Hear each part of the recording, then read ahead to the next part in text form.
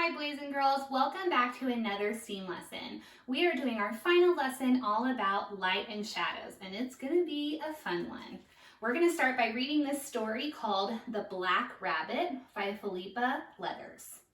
The Black Rabbit by Felipa Leathers. Rabbit woke up one morning and stepped out of his burrow into the bright sunlight. It was a beautiful day. But something was wrong. He was not alone. Rabbit was scared. "Go away, Black Rabbit," he cried. But the Black Rabbit did not move. Rabbit ran, but the Black Rabbit was right behind him. Rabbit ran even faster. "The Black Rabbit won't find me here," thought Rabbit, and he hid behind a tree.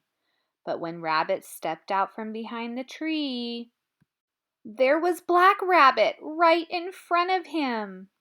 "Maybe he is not a good swimmer like me," thought Rabbit, and he jumped into the river and swam to the other side.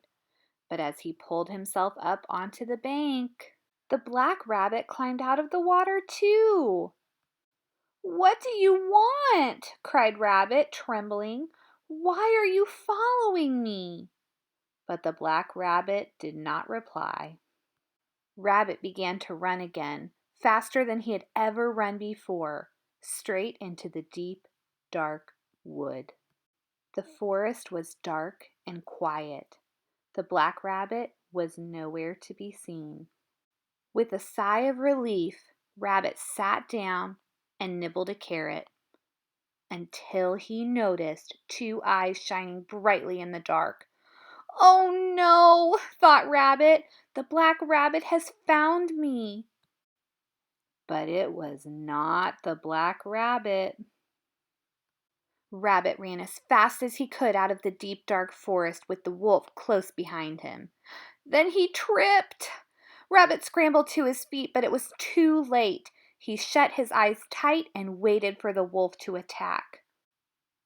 But nothing happened. Because there, standing in the sunlight behind Rabbit, was the Black Rabbit. Rabbit smiled, and somehow he knew that the Black Rabbit was smiling back. Hand in hand, they bounced off across the field. In this story, we follow the character of the little white rabbit as he tried to get away from his shadow. We are going to do a really fun project today that has to do with shadows and light, and we'll come back to this story in a minute. We are going to make a shadow puppet theater. So you can see I've made a theater with Legos, and I know it looks really cool, but it actually was super easy to build. So the reason I built this is because I am going to make a shadow puppet story or a shadow puppet play, and I'm going to make characters that I can hold behind this, and you will see them through it. Before we get to making our shadow puppet theater, I want to talk about some of the components of a play that make it really interesting and fun to watch. So we want to think about three main things. We want to think about the story, we want to think about the characters, and we want to think about the setting. So when you're getting your story ready, I want you to think about the parts of the story that you're going to tell. If you're retelling a story, maybe you're only going to tell some parts of it. For example, if you were going to retell the Three Little Pigs, maybe you don't tell every single detail, but you just show each pig building his house rather than showing him buying all the supplies and putting everything together. You can just show little parts of that. If you are making up your own story, then you have total freedom to what parts of the story you want to tell. So the first thing is the story. The second thing is the characters. So in my story, The Black Rabbit, I have my little white rabbit here, and I have a shadow who follows him everywhere, and then I have the scary wolf. So those are three characters that I'm gonna want to make to go behind my shadow puppet theater. Finally, we have this setting. So think about if you want to use the same setting for your whole story or if you want to have your setting change and what that might look like. So for my story, I might just have like a nice open field for the beginning of my story, and then when he goes into the woods, I might add some things to my backdrop that look like trees to make it look a little bit scarier and a little bit more like the woods. So those are the things that I want you to plan out before you start building your shadow puppet theater. All right, now it's time to make your theater. So I used Lego to build my theater, and all I did was stack up Legos on the side so that I would have an equal amount on each side. Then I made a base that could go at the bottom that I could put my sides on. When I made the base, I measured the paper that I was going to use for the inside. Now, when we're thinking about our paper that we're going to use, I thought about my different opacities.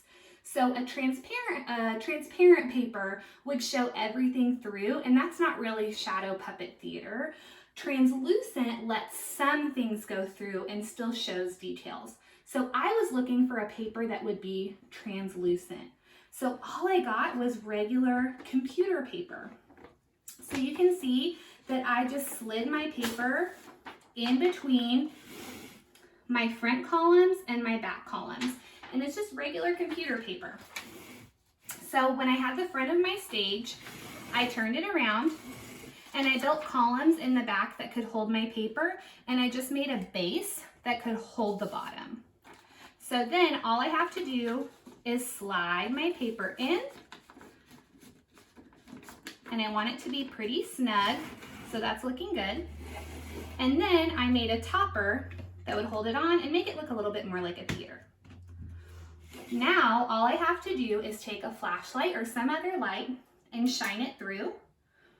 And then once I make my characters, I can put them in front of my flashlight and they will shine through to the front. For making your objects, you can just use regular paper, and the most important thing is going to be the outline. If you want to make different colors come through your theater, then using something like colored cellophane can make the color through the theater change. So that would be good for making different backdrops or maybe some different characters. Your challenge this week is to make a shadow puppet theater and tell a story using shadows. So you can either make a theater out of something like Legos like I did, or you can just set up a piece of paper or a sheet or anything that is translucent and shine a light behind it, and you're good to go. I cannot wait to hear about the stories that you make, and I will see you next time.